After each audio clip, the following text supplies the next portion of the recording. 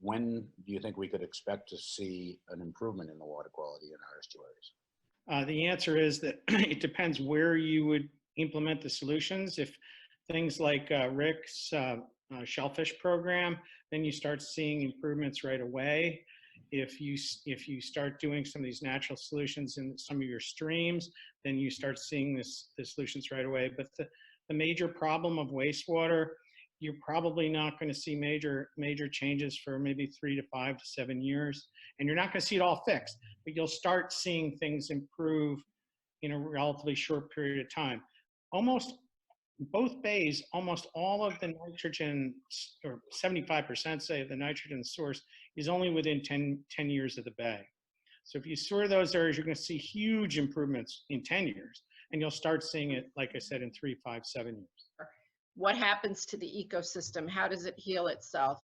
Well, the main thing is once you start putting nitrogen in the ground, and almost all the nitrogen that reaches these bays has part of its pathway through groundwater.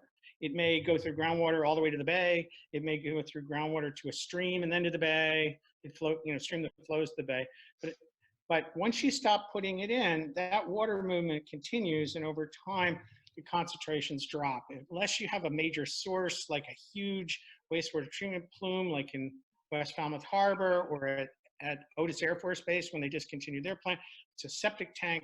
The new water coming in to recharge every year, every day, it's recharging and pushing to the bay. It'll flush it through, and that clean water will then push through to the bay, and that's how it flushes out. It's just a simple flushing mechanism.